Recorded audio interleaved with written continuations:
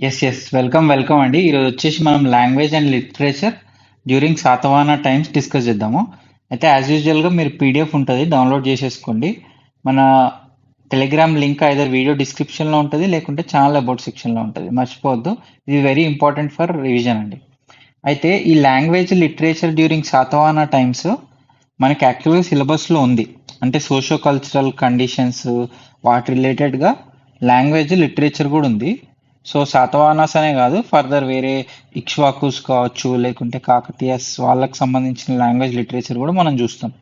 కానీ ఈ ఎపిసోడ్లో మనం ఒక సాలిడ్ ఆన్సర్ తయారు చేసుకుందాం. అంటే లాంగ్వేజ్ లిటరేచర్ శాతవాహన టైమ్స్లో ఎట్లా డెవలప్ అయింది అనే క్వశ్చన్కి మనకు ఒక మంచి ఆన్సర్ మనం రాసేటట్టు ఉండాలి. ఏది మెయిన్స్లో.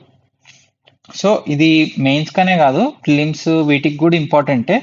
కానీ ఇది ఒక ఆన్సర్ ఫార్మాట్లో నేను ఇచ్చుంటి. ఒక పాయింట్ దాని తర్వాత ఎగ్జాంపుల్ లాగా, అంటే దానికి సంబంధించిన ఇన్ఫర్మేషన్ లాగా, దానికి సంబంధించి ఎక్స్ప్లెనేషన్ లాగా. సో మీరు ఇది ఈ వీడియో ఎండ్కి వచ్చేసరికి ఒక ఆన్సర్ పలానా ఈ క్వశ్చన్ ఆన్సర్ చేయొచ్చు. ఏంటిది ఆ question? For example, discuss the development of language and literature during discuss the development of language and literature during Satavahana times, or during Satavahana dynasty, or during Satavahana age. So ఇది start చేసేద్దాం. మనం first లాంగ్వేజ్కి వెళ్ళిపోతే first point వచ్చేసి Prakrit and Sanskrit languages made good progress. అంటే ఇది only royal, అంటే అక్కడ స్టేట్లో వాడిన లాంగ్వేజే కాకుండా కామన్ పీపుల్ కూడా ఈ లాంగ్వేజ్ వాడేదన్నమాట.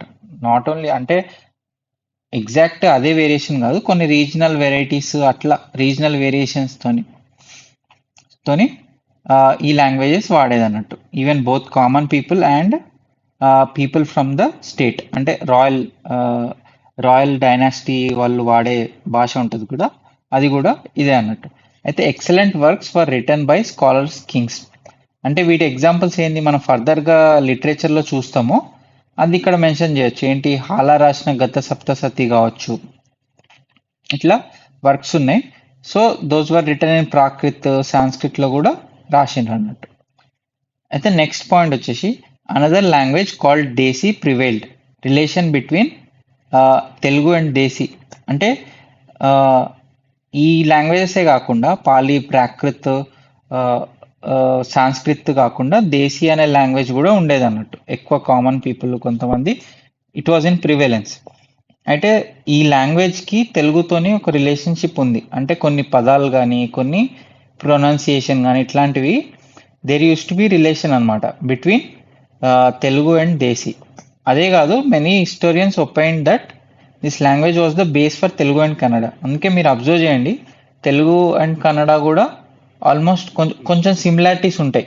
అంటే దీనివల్ల కూడా వచ్చిందని మనం చెప్పొచ్చు.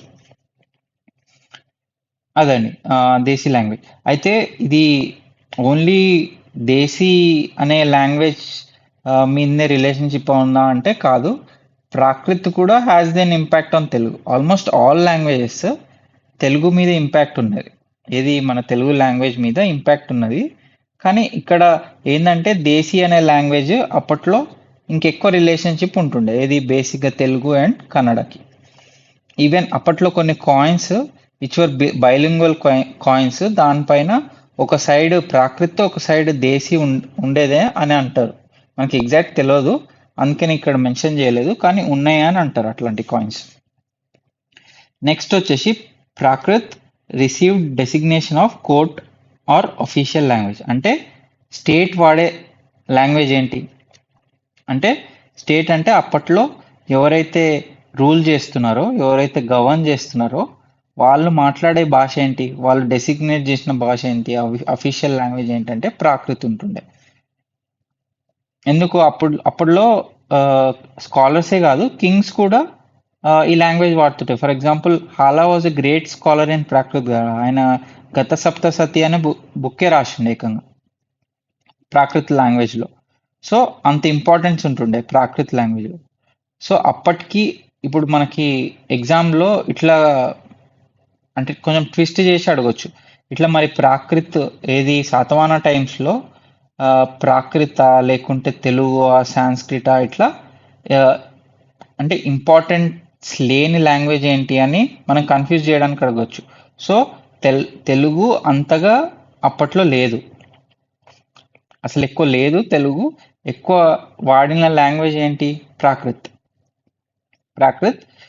ఇందులో నుంచే కొన్ని వర్డ్స్ గానీ, కొన్ని పదాలు అవన్నీ డిరైవ్ అయినాయి అన్నట్టు. ఏది ప్రాకృత్ నుంచి, దేశీ నుంచి. సో, అప్పట్లో ఎక్కువ ప్రివేలెంట్ ఉన్న లాంగ్వేజ్ ఏంటి అని అన్నప్పుడు ప్రాకృత్, సాంస్క్రిట్ అన్నీ వస్తాయి. కానీ మేజర్ కోర్ట్ లాంగ్వేజ్ వచ్చేసి ప్రాకృత్. అందుకే హాలాని కవివత్సల అని కూడా ఆయనకు ఒక టైటిల్ కూడా ఉంది. ఏది ఆయన గత సప్తసతి రాసింది. అది మనం ఫర్దర్ లిటరేచర్లో కూడా చూస్తాం. అయితే vast literature has been witnessed during Satavahana age. అంటే వాళ్ళు ఆ లిటరేచర్ ఏ లాంగ్వేజెస్లో ఉంటుండే? పాలి, ప్రాకృత్, సాంస్క్రిట్ లాంగ్వేజెస్లో ఉంటుండే మేజర్గా. మేజర్ ఏంది? మోస్ట్లీ అదే లాంగ్వేజ్, ఆ లాంగ్వేజెస్లోనే ఉంటుండే ఆ టైమ్స్లో. ఎందుకంటే మిగతా లాంగ్వేజెస్ మీద లిటరరీ సోర్సెస్ కానీ లిటరేచర్ కానీ అసలు లేదు. ఆ ఎవిడెన్స్ లేదు కాబట్టి మనం vast literature has been witnessed during the Satavahana age in Prakrit, Pali and Sanskrit అని అంటాం. సో ఇది లాంగ్వేజ్. అయితే లిటరేచర్కి వచ్చేస్తే ఫస్ట్ హాలా. ఆయన ఏం రాసిండ్రు? గత సప్తసతి అనుకున్నాం, చాలాసార్లు ఇది మెన్షన్ చేసినాం. ఫస్ట్ మోస్ట్ ఇంపార్టెంట్ మనం మెన్షన్ చేయాల్సింది ఇదే. ఇది హాలా రాసిన గత సప్తసతి. ఎందుకంటే this was translated into many languages. చాలా లాంగ్వేజెస్లో ఇది ట్రాన్స్లేట్ చేసిండ్రు. చాలా ఫేమస్ కూడా ఇది. అందుకే ఇది మనం ఫస్ట్ మెన్షన్ చేయాలి ఆన్సర్లో. So it describes rural life in 700 verses. And women like Anulakshmi, Anupalabdha, Deva, Madhavi also helped in making this work అనమాట. ఆయన ఒక్కడే కాకుండా ఉమెన్ లైక్ వీళ్ళు కూడా హెల్ప్ చేసిందని అంటున్నారు. నెక్స్ట్ వచ్చేసి తెలుగు టర్మ్స్ లైక్ అందం, అద్దం, పొట్టి, these were also mentioned in Gatha Saptashati. అంటే ఆ సోర్స్లో ఇట్లాంటి తెలుగు పదాలు కూడా మెన్షన్ చేయబడి ఉన్నాయని అంటున్నారు. అది ఫస్ట్ మెయిన్ వచ్చేసి హాల రాసిన గత సప్తసతి. నెక్స్ట్ వచ్చేసి గుణాద్య రాసిన బృహత్ కథ. అయితే ఇది ఇంపార్టెంట్. అప్పట్లో మెయిన్గా సోషల్ కండిషన్స్ గురించి, అప్పట్లో ఉన్న అసలు ఏంటి, అసలు సోషల్ అట్మాస్ఫియర్ ఎట్లుంటుండే ఆ టైంలో, దాని గురించి డిస్కస్ చేసిన బుక్ ఇది. చాలా ఇంపార్టెంట్. కానీ ఇది పైశాచి అనే లాంగ్వేజ్లో అప్పటి అదొక రీజనల్ వెరైటీ ఆఫ్ ప్రాకృత్ అనమాట. అయితే మాండలికం అని అంటారు కదా, అట్లాంటి అంటే అదొక డిఫరెంట్, సేమ్ ప్రాకృతే కానీ అదొక వేరియంట్ అన్నట్టు అందులో, ఆ లాంగ్వేజ్లో. అయితే ఇది పైశాచి అనే లాంగ్వేజ్లో రాసిందని చెప్పేసి అప్పట్లో ఒక స్టోరీ ఉంటుండే. అంటే దానివల్లనే దానికి ఒక రాయల్ ప్యాట్రనేజ్ కానీ, అంటే కింగ్స్ కానీ క్వీన్స్ నుంచి ఆ హెల్ప్ దొరకలేదు for being a Paishachi language book. సో ఒక కథ ఏముంటుందంటే, పామ్ లీఫ్ మాన్యుస్క్రిప్ట్స్ ఉంటుండే కదా అప్పుడు బుక్స్ అట్లా కాకుండా పామ్ లీఫ్స్ మీద రాసేది. సో వాళ్ళు అడవికి పోయి ఒకటొకటి పెడుతుంటే కింగ్ పోయి అడవికి పోయి అది ఆపిండనమాట. ఆపినాక only a part of the work is available today. అంటే ఇప్పుడున్న ఏదైతే బృహత్ కథ ఉందో ఇప్పుడున్నది only a part of that work అంట. కానీ ఒకప్పుడు ఒక 7,000 శ్లోకాలు, 7 స్టోరీస్ అని చాలా పెద్ద మాన్యుస్క్రిప్ట్ ఉంటుండే అంట. సో అది జస్ట్ స్టోరీ మాత్రమే, యానక్డేట్, మనకు జస్ట్ గుర్తుంటుందని చెప్తున్నాను అంతే. అయితే ఓకే కదా. నెక్స్ట్ ఇంపార్టెంట్ వచ్చేసి Gunadhya Brihat Katha, which was written in Paishachi language. It was a regional variety of Prakrit. అయితే దీన్ని ఈ బుక్ని it was translated to Sanskrit by ఎవరు? దుర్నీత, అంటే దుర్వినీత అని కూడా అంటారు. He was a king from the Ganga dynasty who translated Brihat Katha to Sanskrit. ఒక్కడే కాదు, బృహత్ కథ అని ఇన్స్పిరేషన్ తీసుకొని సోమదేవ సూరి అని ఆయన కూడా కథ సరిత్సాగర అని రాసిండు బుక్. ఇది ఎందులో రాసిండ్రు? సాంస్క్రిట్లో రాసిండ్రు. అయితే ఈ కథ సరిత్సాగరలో ఏముంటుంది, మనం లిటరరీ సోర్సెస్లో కూడా డిస్కస్ చేసినాం. అడ్మినిస్ట్రేటివ్ డీటెయిల్స్ కావచ్చు, అడ్మినిస్ట్రేటివ్ డీటెయిల్స్ అప్పట్లో ఎట్లా అడ్మినిస్ట్రేషన్ చేసిండ్రు వాటన్నిటి గురించి డీటెయిల్స్ కూడా ఉన్నాయి. ఏది ఈ బుక్లో కథ సరిత్ సాగరంలో. సో ఇది నెక్స్ట్ వచ్చేసి సర్వవర్మ ఆర్ సర్వవర్మన్ ఈయన కతంత్ర వ్యాకరణ, ఇది సాంస్క్రిట్లో రాసింది అనమాట. ఇది ఒక one of the literary works. Next వచ్చేసి క్షేమేంద్ర బృహత్ కథ మంజరి, ఈయన ఇది రాసిండంట. క్షేమేంద్ర అనే పర్సన్ బృహత్ కథ మంజరి. వీళ్ళ గురించి అన్ని డీటెయిల్స్ లేవు, మనకి అవసరం కూడా లేదు, జస్ట్ మనం ఒక మెన్షన్ చేస్తే సరిపోతుంది. నెక్స్ట్ కుతూహల అని హీరోట్ లీలావతి, ఇది మనకు తెలుసు కదా, హాలా గురించి డిస్కస్ చేసినప్పుడు చేసినాం ఇంతకుముందు. అయితే ఇందులో ఇది ఏ లాంగ్వేజ్లో రాసిందంటే Maharashtrian Prakrit. It was a regional language. ఈ పైసాచి లాంగ్వేజ్ కావచ్చు, మహారాష్ట్రియన్ ప్రాకృత్ కావచ్చు, ఇవన్నీ వేరియంట్స్, అంటే ఒక రీజనల్ వేరియంట్స్ ఆఫ్ ప్రాకృత్ అని. ఇవి ప్రాకృత్ కిందికే వస్తాయి కానీ అల్టిమేట్లీ ఇవి రీజనల్ వెరైటీస్, రీజనల్ వేరియేషన్స్లో రాసింది అన్నట్టు. ఈ బుక్లో ఏముంటుండే, it describe the marriage of Hala with Sinhala princess Lilavati. అంటే అప్పట్లో మిలిటరీ ట్రాన్సాక్షన్స్ కావచ్చు, అప్పట్లో వాళ్ళు జరిగిన మ్యారేజ్ కావచ్చు, దాని గురించి కూడా ఈ లీలావతిలో డిస్కస్ చేసింది. మీరు కన్ఫ్యూజ్ కావద్దు, కొన్నిట్లో లీలావతి కావ్యం అని ఉంటుంది, లీలావతి పరిణయం అని ఉంటుంది.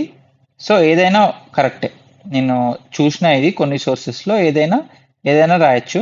లీలావతి అని మెన్షన్ చేయండి, ఏది చేసినా పర్లేదు. లీలావతి పరిణయం రాయొచ్చు, లీలావతి కావ్యం అని కూడా రాయొచ్చు.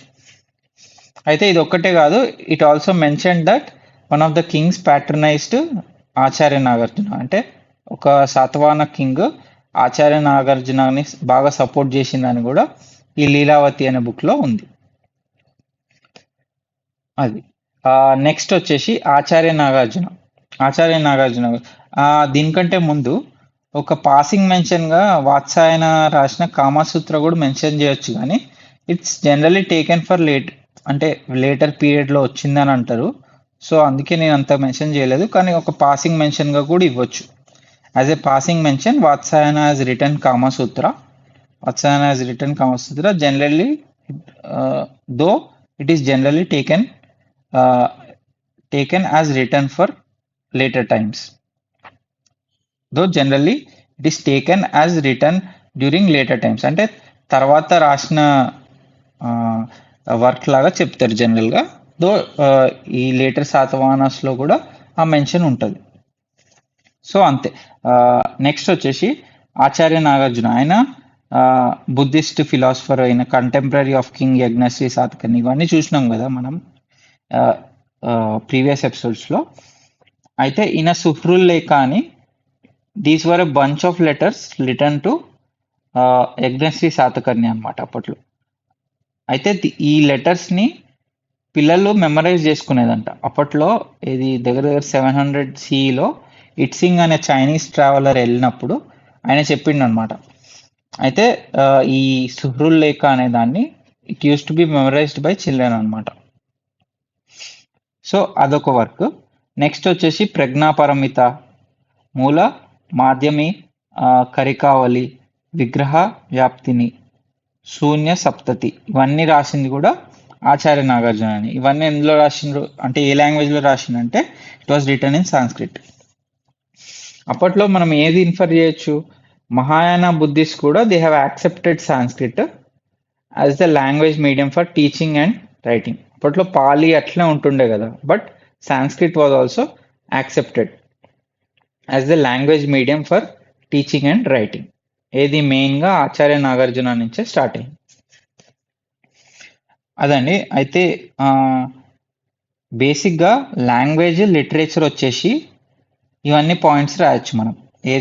ఏదైనా క్వశ్చన్ అడిగినప్పుడు బేసిక్గా how language and literature develop during Satavahana age అన్నప్పుడు ఈ పాయింట్స్ మెన్షన్ చేయండి. మీకు ఏమన్నా ఎక్స్ట్రా పాయింట్స్ అవి కూడా మీకు ఏమన్నా ఐడియా ఉంటే మీరు కమెంట్ చేయండి, నేను అది అప్డేట్ చేస్తా ఫ్యూచర్లో. మనం అది వేరే వాళ్ళకు కూడా హెల్ప్ అవుతుంది కదా, అందుకని. సో అదండి. అయితే మీకు ఏమైనా క్వశ్చన్స్, డౌట్స్, సజెషన్స్ ఉంటే మీరు కామెంట్ చేయండి, నేను ఖచ్చితంగా రిప్లై ఇస్తాను. థ్యాంక్స్ అండి. Thanks for watching today's video. See you tomorrow.